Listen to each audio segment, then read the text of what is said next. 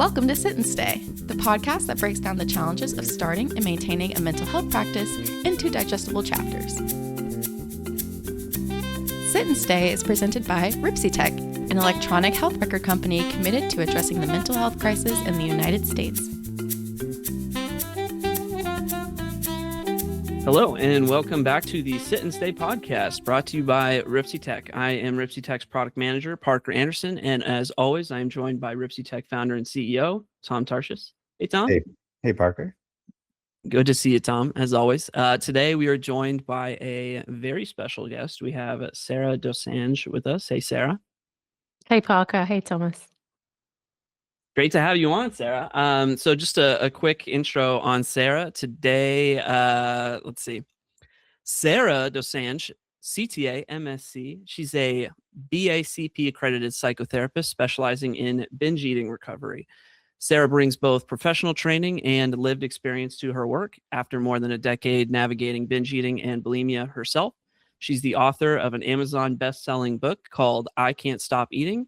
And she's a co-host of her very own podcast called the Life After Diets podcast, where she explores finding balance with food and living in recovery. Sarah has shared her own work across platforms, including BBC Radio 1, BBC Breakfast, and Sky's Roundtable, and her YouTube content focused on recovery and self-understanding has reached over 3 million views. Very impressive stuff. Her work centers on compassion, understanding what drives binge eating, and helping people heal their relationship with food. So we're very happy to have her on. Thank you for inviting me. Gosh, it sounds so impressive when you list it off like that. Even I'm impressed. I'm like, I want to meet this person. It's awesome and incredible. And we were chatting before, and I'm super excited to talk to our first international guest as well. And these episodes are always very popular. And as Parker was going through the introduction, I'm very up on a lot of percentages for eating disorders and everything in the United States, but I was wondering what it's like comparing the US to, binge eating disorder in the UK. And there's a lot of shared kind of research between the countries. But before we get to that, I want to keep with our trend of what we always do with our guests. And as we try to help a lot of people along their path in starting mental health clinics or being in this field, was it at age 4 you knew what you were going to do, or how did you get interested in psychotherapy and mental health? And well, I don't know if it's appropriate to say, but everything was thrown into motion by a dog's bowel movements. So Okay. I was a police officer before I was a psychotherapist, and I was planning to be a police officer until the end, till I retired. I had no intention of changing careers. And I was going through some health stuff. So I'd gone from shift work into an office-based role. And then I was out walking with a friend one day. We were walking her dog, and her dog stopped to do what dogs do. And when she's clearing it up, I just look up, and there's this sign that said Metanoia Counseling and Psychotherapy Center. And it was just around the corner from where I lived. And I'd never noticed this building before. And I thought it was a strange word as well, metanoia. I don't even know why I did, but later on it popped into my head and I Googled it.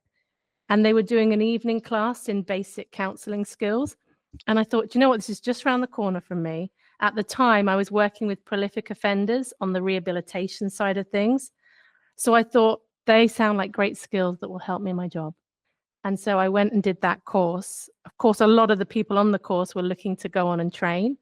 And just the minute I started it, being in that learning environment, I just fell in love with it.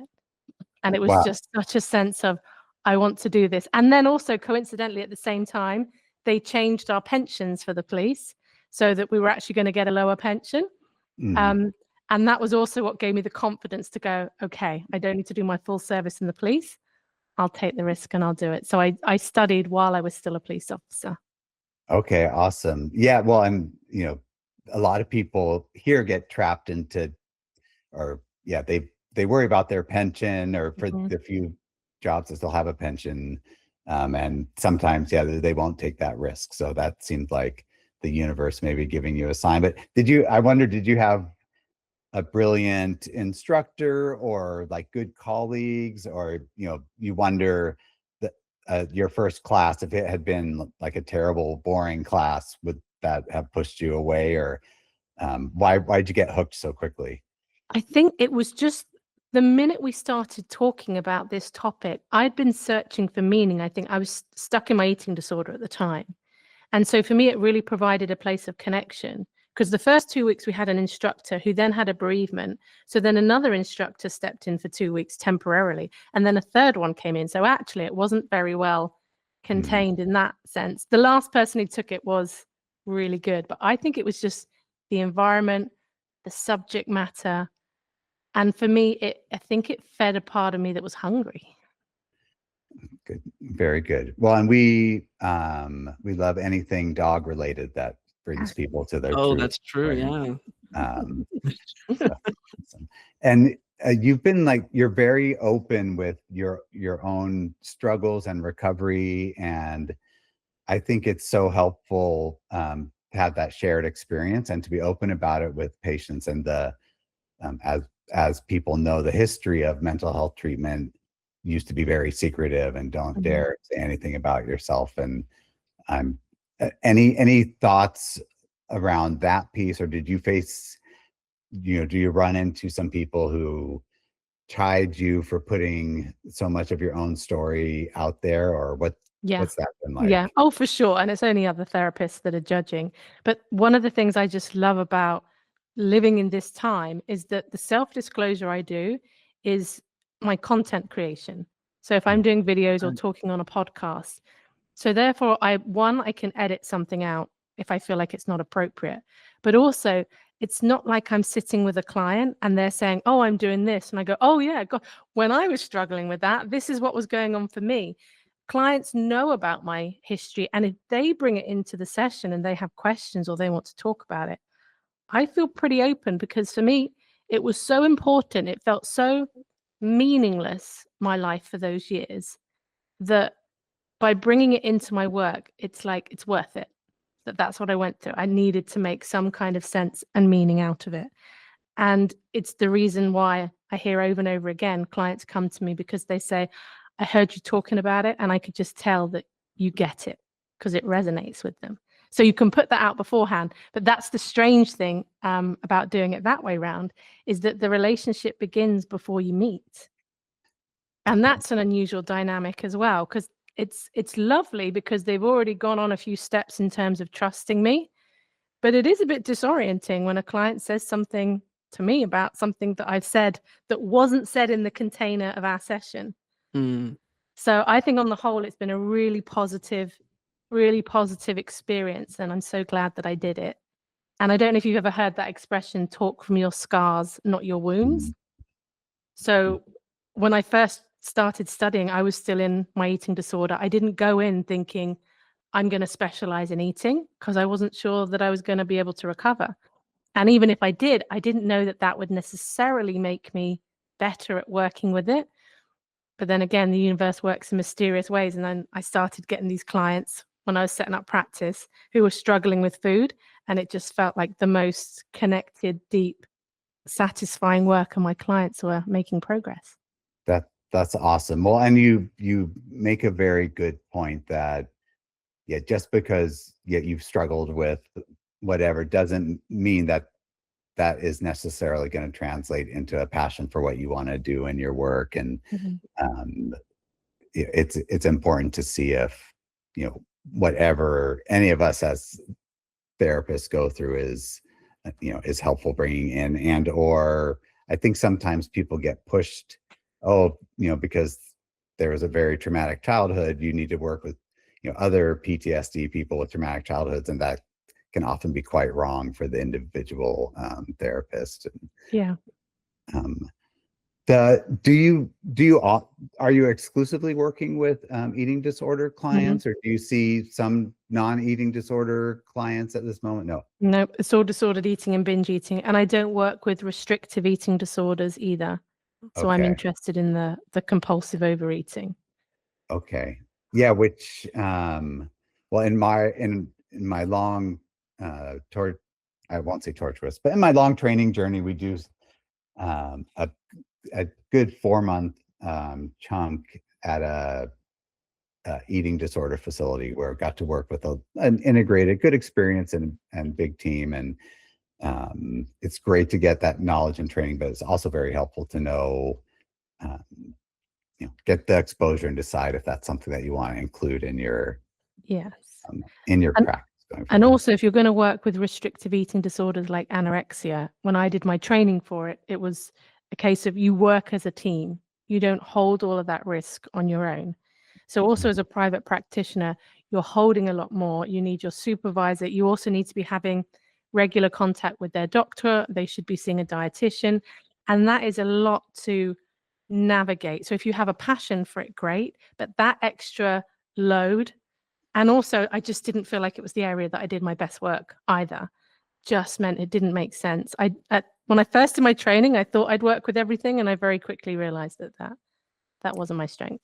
Gotcha. Yeah, no, very well said. And well, and this is a piece that I'm super interested in, as we have almost 20 years been helping people start their practices here in the US. But what was it like starting a private practice in the UK? And there's socialized medicine, but also I know stories, but yeah. Yeah. So I'm a private practitioner. So that means I'm nothing to do with the National Health Service. So I don't work with insurance companies at all. So my contract is just between me and my client. There are some therapists in the UK you can sign up to what's called EAP providers, which is Employers Assistance Program, because a lot of companies will pay therapists to see their employees if they're struggling with something. I decided against that. One, because I didn't need the work, because I was finding work through other ways as well. And I think there's something in my personality. I feel like a lone cowboy. I don't want to be beholden to, some bureaucratic organization apart from my own professional body that understands, our industry and what we're doing. I think it's quite different here in the UK, as in we are not well regulated at all. Regulation is voluntary. So in theory, any person in the UK can call themselves a psychotherapist, set up a website and start seeing people, and they wouldn't be doing anything illegal. They wouldn't be able to get professional insurance, but it's not illegal. So I wanted to ask about that, because I believe that's what the BACP accreditation that you have, which stands for British Association for Counseling and Psychotherapy, because I saw that on your website, and then I was wondering, what is that? And then I found out that's not required in order to practice as a counselor, and that blew my mind a little bit. So that is fascinating. I mean, do you know anybody who operates out without that accreditation? No, I mean, I know a lot of therapists, and I've never met a qualified therapist who isn't accountable to a governing body. I think the kinds of people that wouldn't want that are the people who are less ethical, who don't have the training.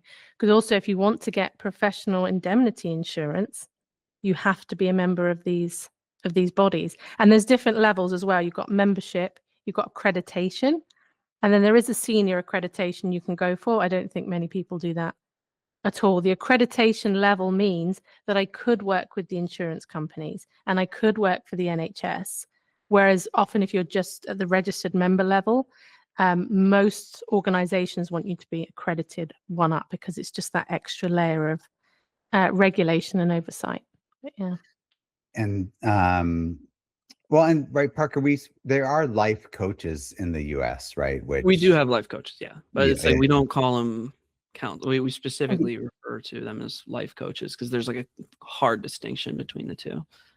Right. And so Sarah, is that true that just anyone could put up a sign and call themselves a therapist or counselor, and that's legal and not misrepresentation? Or Yeah, because they haven't protected the title.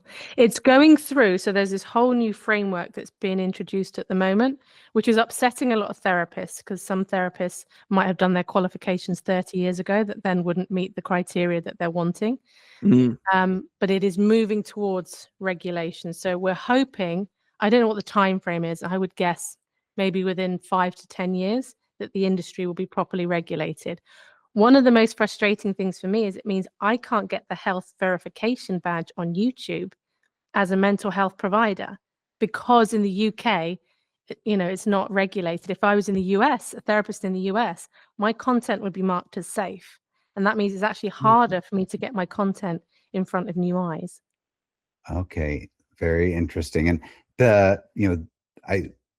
I don't think the UK is as lawsuit frenzied as the States. But that being said, it's always, you were mentioning indemnity insurance, like as a protection in case someone did decide to sue you. But what is the state of malpractice lawsuits against therapists in the UK? And if you're operating without qualifications and can't get that insurance, is that a common thing that you see? I've never heard of a case of someone suing a therapist. I'm sure they've happened, but it's not. I mean, I'm in lots of different therapist groups on social media and things like that. People might say, oh, I've had a complaint made against me, and that might be discussed. I've never heard anybody say anything about being sued or someone they know being sued. I don't think in this, it's just not particularly litigious, I don't think. Okay, gotcha. And you talked about, solo practice suits you well as a lone cowgirl, cowboy. I know that there are some like commercial insurance companies in the UK also, in addition to the National Health Corps. And we have, we don't call it EAP, but we have EAP here in the US also, which I think there's limits on, like, your employer will pay for 5 limits. Some employers will pay for 5 limits, and that's a route that people go that's less hassle than dealing with insurance companies. But we're always, especially for therapists in the US, the salary differential to work for yourself versus a group or to take insurance is quite significant. And certain parts of the US are, well, everywhere, cost prohibitive. But just in the financial piece, how have you thought about the different options available to you financially? And what is it like, if someone, sorry, too many questions in one question, but in the US we have a terrible shortage of people that you can actually get mental health services from. I'm wondering, like, how that fits into also. Yeah, because we have private medical insurance that some people might take out. One of them is Bupa, and there's a few others. They will pay the therapist, I think, about £60. Okay. So what's that? US dollars, 75, something like that, 80 maybe. So again, that's another reason why it's not worth it for me, because that's much less than my fee. Sometimes they'll reach out to me and say, can we give you some clients? And I'll say, this is my fee. And then they'll go, oh, sorry. And I know that's going to be the answer. That's why I'm telling them my fee. Never. They'll never budge. No. Because my fee is more than double what they would pay. It's not like just a small increase. Well, that's what, but your fee is reasonable, right? So we have that scenario here in the US where, the insurance companies will offer you, 20% of what you should get. And it does turn into this used car haggling deal where often you can get them up to the full rate, which is, what you quote is the reasonable rate to charge for private practice for therapy here in the States and in the Bay Area. But it sounds like there's not that used car haggle, like, opportunity. Well, I wouldn't call it opportunity, but it's just not something that happens in the UK. Well, I think in the UK, people expect to pay, I think, about £60-70 for therapy.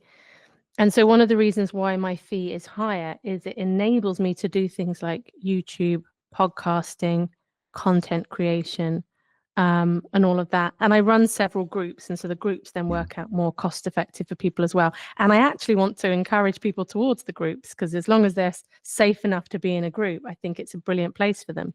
I think the biggest challenge, I'd be curious what it's like in the US, but for therapists here in the UK, the biggest threat is BetterHelp. Okay. Oh, interesting. Because they pay, something like £25 a session. And BetterHelp is there with not with US therapists, right? But with UK therapists, or So you don't have BetterHelp in the US? Oh, no, we do. Oh, you we do? do. Yeah. It's basically BetterHelp is threatening to do to the therapy industry what Uber did to private car hire. It's the Uber of therapy. Yeah. And there's that is definitely happening here as well, with a lot of people jumping on to those platforms, and and they don't. There's so much there along that topic. It's so interesting. I had no idea that like BetterHelp was in the UK as well. And I noticed on your website that you are, and I was very curious about this, that you could actually see clients all over the world except for the US. Mm-hmm. And what is the... So this is one of these funny gray areas. And if you go in any therapist group, everyone will argue something different. When I spoke to my insurance company, they said verbally to me on the phone that they would cover me in the US. But the US, like state laws, are quite strict about not advertising yourself in the US if you're not licensed in that state, I believe. Correct me if I'm wrong. So again, because of how it's set up in the US, to me, it's just always felt a little bit risky because, again, the US have a reputation for being quite litigious. And also, if I've got a client who maybe needs actually some intervention from a doctor or something like that, most other countries, like I can go direct to their doctor and that can happen. Whereas the US healthcare system, trying to navigate that, like I don't know how to. So I do make the exception that people from the US can join my therapy groups because I don't want to exclude people from the US. I love working with people from the US. My insurance company is worded that I operate under UK law. So in theory, it could be anywhere in the world. But it's other therapists will argue it means something different, and that the person on the phone, when they say you can work in the US, don't really understand what that means, because your professional insurance company is covering all industries. It's not specific to therapy. So the person you're talking to is not an expert. They just go, yeah, you're covered everywhere. Okay. So again, it's just like if somebody was like needed to, go to hospital or be seen by a psychiatrist, it feels again risky. Understood. Yeah. And what's the context in the US that, our malpractice will say that they will not cover so if we have a patient outside the country, so Canada, or going to England for the summer, we are not allowed to see them because our malpractice companies say they're only allowed to defend actions that happen on US soil. Or I've again taking it for what the people said, but they just draw a hard line that you're not allowed to. I do have physician colleagues that live in Europe and in other places, and they're allowed to do psychotherapy with patients in the US, but they're not allowed to prescribe medications, even Prozac or non-controlled substances, something with prescription. Again, doesn't feel super logical, because with technology and video conferencing, what's the difference where they're located? But it feels like there shouldn't be that barrier if someone wanted your care versus it's a cash practice. It feels wrong that they shouldn't be able to see you, but I definitely understand that if you have enough business and anything that adds a little risk or could jeopardize what you've worked for many years, it's just a little extra stress that maybe is not needed. Yeah, and my compromise is they can have up to 4 consultation sessions in a year, so that I'm not then in a position of defending that it wasn't ongoing psychotherapy if it was 4 sessions over the space of a year. And if I had a client that I was already working with and had built up an established relationship with, and they moved to the US, fine. Like, yeah. Okay, gotcha. Mm-hmm. Well, and then with your with diving into the mental health field, and you talked about some other changes coming up, maybe around standardizing regulation for therapists in the UK. Sorry, Parker, you wanted to? Yeah, no, I saw you're about to pivot, and I actually wanted to, before we talk about kind of like the greater mental health field, I wanted to kind of quickly pivot to talking about your marketing and your marketing efforts, because you mentioned you have more of the time to do things like your podcast or your YouTube content because of the rates that you're able to charge. And, we talked about BetterHelp and how you mentioned 25 pounds that they might be able to get paid doing BetterHelp, which converts to about $34.50 in US dollars. And, I generally find that through my own investigation, that like the appeal of doing something like BetterHelp is that it makes you more like discoverable, or kind of takes like their marketing as your marketing, so to speak. So in your case, like, you, as I introduced you, you've got your own newsletter, you've got your own YouTube content, you've got your own podcast. Tell us a little bit about that stuff, and has it helped your practice with becoming more discoverable, or has it, how has that marketing piece kind of like shaped the dynamic in the therapy room? Yeah, it's really evolved over the years. So I jumped into private practice at the beginning of 2018. And then I was just seeing kind of general everything, all kinds of different presentations. And then I think it was 2019, I set up an Instagram account. Now, this was at a time where my particular niche around body image and disordered eating was blowing up. So there was quite a few of us, like other nutritionists, other therapists in the same field, that we all ended up connected on Instagram, and all our accounts grew together. And then Instagram came under a lot of fire for like promoting eating disorder content. So it wasn't able to tell the difference between what was good information and what was potentially harmful information. And so then my niche became restricted. So my Instagram account hasn't grown at all.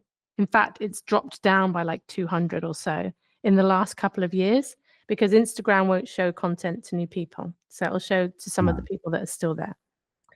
So Instagram worked really well. So to begin with, when that was growing, I got a lot of work through that. And then I started getting invitations to go on other podcasts, and I got to do BBC Radio 1, which really helped.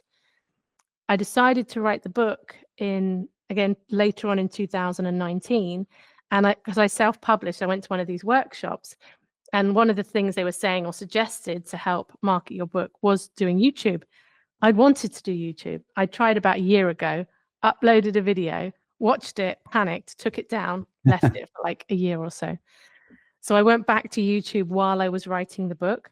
And so, to be honest, I don't really promote my book much at all. I don't talk about it much at all. It's just an end screen on my YouTube channel. And Amazon as well is really good at showing my book to people who are interested in that niche as well. So Amazon's great. If you've got a niche on Amazon, and you get some good reviews on your book, then it will show it to more people. So then YouTube was a slow burn. It was a slow burn. It was not, there was no kind of like Familiar.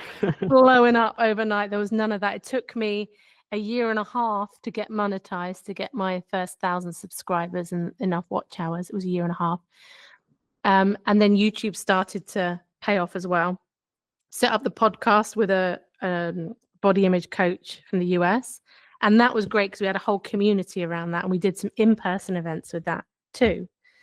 And then YouTube has also turned the tide, and my niche has now become a restricted niche. So most of my videos now have warnings. If you search binge eating in YouTube, it says, we don't really want to show you this. You should go to the eating disorder charity, and they send a link to the National Eating Disorder Charity.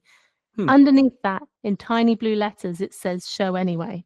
So if you spot that and then you go in, the first 20 or 30 results will be from people who've got a health and wellness practitioner badge, which, as mentioned, I can't get. Oh.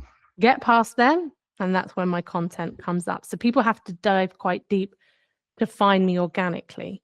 But enough people still do, and the channel's still growing, but it's a steady, sort of slowish growth. I would say at the moment, most people come via YouTube. Instagram doesn't work so well for me anymore. YouTube is probably the main place that people find me. We have therapist directories here, like Psychology Today, which I think you guys have. I have profiles on these pages. Occasionally, I'll get something from those pages, but I just kind of have them up there, sort of for the sake of having them up there. So yeah, that's the main way. My book, YouTube, it's having different streams. I think that's really helpful. And it sounds like, you know, when you read my bio at the beginning, it sounds like, my goodness, she must be so busy. Look at all the stuff she's doing. It all was so gradual. I did one thing for a year and I established a rhythm with that. And then I decided to do something else. And then that kind of got in the rhythm. So I feel like a bit of an imposter when I hear you read out my bio at the beginning. I'm like, I feel like I have a lot of downtime. Don't think I'm busy all the time. I'm not. Oh, sorry. Yeah, it got me. And do your goal, Sarah, like how many patient care hours a week versus marketing or other business? Like what's your happy place, or what's your goal to be at? So my clients are Monday, Tuesday, and Wednesday morning, so just 2.5 days. And so capacity is 8 individual clients and 3 groups, each have 7 in, so 21 in groups. And then I'm full, I'm happy. And that gives you enough personal time, and that's the right balance between work and life. And yeah. And because YouTube and the book, help to bring in some income as well. So the combination of that, keeps me in the manner of which I have started to become accustomed to. And the path for other therapists, like if they sign up for National Health Service, it's called, is that, or? Yeah, NHS, yeah. And that there's probably no haggling with that rate, it's just going to be the 65 or 60 pounds or. No, if you were working for the NHS, you'd be an employee. So you would be sort of have a 35-hour week. You wouldn't have clients probably for 35 hours. You'd probably have more like 20, but you'd be expected to be in work, admin, all of those kind of things, 35 hours a week. I don't know probably about 40,000 a year. Wow. Like 40,000 pounds a year? Or yeah, 40,000 pounds. Maybe 45. I can't, but the last time I looked, when I was training and I looked at like NHS positions, I think they were around 35. So I'm guessing they'd probably be around 40 now. Okay, and that's roughly $55,000 US. Mm-hmm. And so between there's private practice, NHS, and then is there any other like large entity you could work for, a nonprofit, or are there other options? Yeah, there's various charities as well that would employ people, various mental health services as well, that are kind of like non-profit organizations but would receive government funding. Many therapists who I know who work for the NHS or worked for the NHS tend to burn out quite quickly, because it's not just the hours, but the people who access therapy via the NHS tend to be the people who don't have the resources to act it privately. And you often end up with people who are in quite significant crisis. You get more extreme presentations in the NHS and shorter timeframes, limited timeframes to work with them. And I think that's just really hard as a therapist. And they end up with a lot of people, a lot of no-shows, a lot of kind of ambivalence around it, because when we're not paying for something, we often do have a different attitude towards it. Even I do. So it's those things as well, like beyond just the earning potential, that I think makes it's a tough thing to do. It sounds like the Medicaid population, or in California we have Medi-Cal, and it sounds similar to describing working with patients in dire need and other socioeconomic circumstances that can be very lead to burnout if you're not very resilient in protecting yourself, and often don't pay as well either. But but then, yeah, and then we have this whole, so we have sort of this, Medicaid population, and then we have the commercial insurance population, which, is also a struggle sometimes to find providers or to utilize. And then we have the people who can do the cash, pay the cash rates, or, are in that luxury. And those are our three divides in the States. Another thing just to add, just to loop back, because it's something that I'm done much more of in the last year from a marketing perspective, is in-person networking. I go to a lot of in-person. I'm going to one tomorrow. And I love them because I love going and meeting people, and it also lets people know what I do. But ultimately, I think I'm on the extroverted end of the spectrum, though. So I get energy from going and meeting some new faces, which is not everybody's cup of tea. I appreciate. Very, very cool. Very good. Well, and so our pivot question is, we always like to ask people, what is there something in the field of mental health that you're excited about? Is there something that you would really want to change based on what you've been doing for the last 8 years? Well, it's very specific to me, but my niche has changed quite a lot with the introduction of the GLP-1 weight loss injections. So one of my therapy groups is for people who are on those injections. And so we know so little about the psychological impact of medically suppressing your appetite on different people. So I think that's kind of my area that I'm watching to see how that unfolds, and trying to develop my own understanding, because there are people in my field who tend to be like very pro or very anti. I'm not seeing many people that are just kind of in the middle, because it seems like for some people this could be quite beneficial, and for other people it's going to do them harm. And how do we sort of differentiate between those two as practitioners, and how I position myself there? That's such a great and timely comment. And I think there's not a single mental health professional who's not, a big chunk of patients are getting those injections. And thinking about it specifically, if you're working with an eating disorder population, and especially specifically the binge eating population, that I could imagine like very strong opinions on what you think about that for the patients. And it sounds like you're like a realist, or people are going to use it, so you're going to try to be neutral and thoughtful. But what do you have any initial thoughts to share from the groups you've been a part of, or it is a brand new sort of area? Yeah, because I've had a number of my clients that I was already working with go on to the GLP-1, so I've known them before and during, and then people who have come to me having already started them. And the ones who had already made some progress in their recovery and had then gone on them are faring much better than those who are really in their raging eating disorder.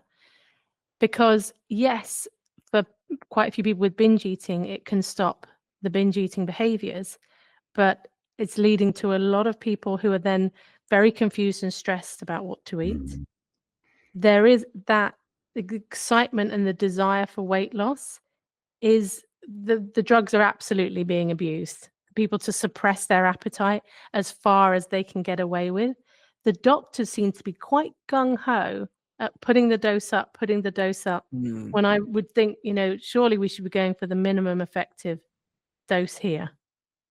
There's a lot of fear. There's fear about what happens if I have to stop it, or when I have to stop it, because for many people, they're quite conscious. This feels like this medication is what is holding me here. They're not under maybe the same illusions as someone else who's losing weight, who hasn't had as many disordered eating behaviors, to think like, oh, this is going to fix everything. And so I think quite a few of them are certainly approaching it with a I'm on this for life kind of mindset. I don't have many people that I'm working with that are thinking they'll do it for a bit and then stop. They recognize that this is something, that is helping to calm down this binge urge, because their appetite just keeps getting triggered without it. Of course, now they're getting stronger and stronger. We don't have long-term data they think we do, because people have been taking Ozempic for years, but the weight loss dosage is much higher than what diabetics have been taking. So I even for about 2 days, a couple of weeks ago, I was going to do a PhD on this. and then I was having a chat with ChatGPT about it. But I said, what if I'm 5 years into my PhD and then they withdraw the medication? I said I would die. And ChatGPT was like, you're not going to die. That'd be fine. It's still worth it. You'd be capturing a slice of history. And I was like, I don't want to capture a slice of history. I want to help going forward. Right. Plus, I just don't think that I have the time or the inclination to do a PhD. Come on, Sarah, you just said it, so it's still in there. I want to have done a PhD. I don't want to do one. There's a difference. Yeah. Yeah. Wow. Yeah. So interesting and exciting, and yeah, it makes me want to see what studies, if any, or like. Well, and it's so intermixed with like the world culture on obesity and body image and that people are making lots of money with the medication. So a lot of things that interplay there tied into mental health. And the politics of it as well. I mean, we were getting it much cheaper until Trump kicked off, and then they had put the prices up for the rest of the world. Oh, is that because America was paying a lot more, and Trump kicked off about, I can't remember what he threatened to do something or other. And so they said, okay, we'll charge the rest of the world the same as what the Americans are paying. So ours nearly tripled, the price of it nearly tripled in the space of a month. okay? And does National Health Service pay for No, it? that's the only, because that's why it happened. So to begin with, it was like they paid less because it was National Health Services throughout Europe and stuff paying less. But then the private companies were also able to get it for the same price as the NHS. And that's where Trump was like, hang on a second, these private companies shouldn't be paying less. And so he kicked off about it. So they had to start paying more, which of course meant it drove the price up for everybody. Gotcha. To be honest, the company was probably quite happy to. They'd probably be like, okay, more money for us. We're not going to say no to that. Right. Yeah. Well, and I have man, that's so interesting. And yeah, triggering lots of thoughts. But the other question that I'm super interested in is around, and we are an electronic health record company, and occasionally we've talked with people outside the US around, we have certain things because of our insurance billing and our prescribing. What is your documentation like as a therapist in the UK? Are people using paper notes still? Do people just keep notes in a Google Doc? Are there EHR companies that therapists use, or? Yeah, I don't know so much about the companies. I know there's various apps that I hear being talked about. WriteUp is one of them. I don't know if you have WriteUp. That's supposed to be secure. We have GDPR and you have HIPAA. So ours is called GDPR, but it's basically the same thing. So I can't prescribe medications at all as a therapist in the UK. We don't prescribe. That has to be done by a doctor. For me personally, I make my notes in an electronic notebook that's PIN protected. So it's password protected, but I like the handwriting of it. I like the fact that I'm not backing it up to something that might accidentally be single signed on somewhere. And that's how I do it. So some people, I know quite a few therapists still like the paper notes. I think it's all a bit of a free for all, really, in terms of what people do. I know some people use Google Documents. Like I said, WriteUp's probably the one I hear people talking about the most. There's a few apps and programs that are marketed to therapists for keeping notes confidential. My understanding is Google Drive isn't compliant, but I might be wrong there. You can get a HIPAA agreement, but I think it speaks to there's probably less government restrictions, it sounds like, and are you actually required to keep notes on patients, or is it? Yeah. So again, like not legally, but our insurance companies normally have a policy about it. So most insurance companies, they say you hold them for 5 years, and that they need to often it's just worded as there needs to be enough to report risk and enough for the therapist to be able to work effectively. Okay. So my notes are, I tend to write very short prompts that mean more to me than they would to anybody else. Gotcha. That's my kind of approach. So that jogs my memory. But a lot of people would go like, I don't know what that is. Right. Very cool. Well, and how often do you make it to the United States? Well, more often than you probably think. So my sister-in-law's Texan. So I came out to Dallas for the solar eclipse when you had the total eclipse. Oh, cool. Okay. And so I came out for that. And my podcast co-host lives in New Jersey. So most years I've seen her. I quite like New York. I have a friend in Phoenix who Have I you been to sometimes the visit. San Francisco area, Sarah? I haven't. No, I've never been over to. Well, those furthest I've been West Coast is like Las Vegas. Did you say you're in San Fran? Yeah, I live in Berkeley, but we're San Francisco Bay Area. Yeah. And lots of exciting things to do in this area. I'm in the Atlanta, Georgia area, actually, on the opposite side, down in the southeast. So yeah, if you're ever around, let me know. I changed to Atlanta Airport. That's the closest I've been. Oh, yeah. Big airport. Everybody has to connect through Atlanta. Yeah. Yeah, that's the closest I've been. Yeah. Very I cool. might not be coming for a while though. I hope that's okay. No, that's okay. That's No okay. problem. No offense taken. I might wait 3 years. Is it 3 years left? I'll wait. That's awesome. Sarah, thank you.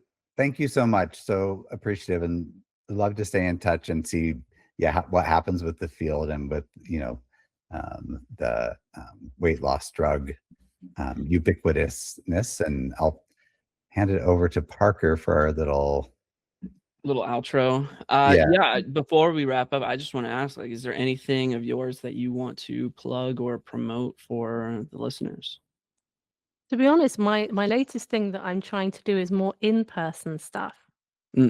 Because I really want to bring people together. So I run a few weekends here in my home for various like ADHD and binge eating, self-compassion and binge eating. So I don't know how many of your viewers would be up for traveling to the UK, but otherwise, probably my YouTube channel, The Binge Eating Therapist. You can find me there, and watch this space for the second book, which is going to be written soon. Excellent. Very awesome. good. It's been great having you. I will go ahead and close out the episode. That has been it for today's episode of the Sit and Stay podcast, brought to you by RipsyTech. If you enjoyed the episode, please leave a rating or a review wherever you are listening. And if you want to get in touch, always can email us at sitandstay@ripsytech.com. All right. It was great discussing all of this with both of you. It's been a pleasure, Sarah. It's been fun. Thank you for having me. Thanks, Sarah.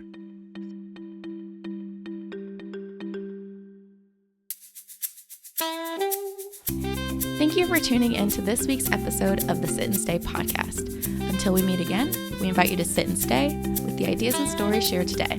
Dive deeper into how RipsyTech can support your practice by visiting us at RipsyTech.com.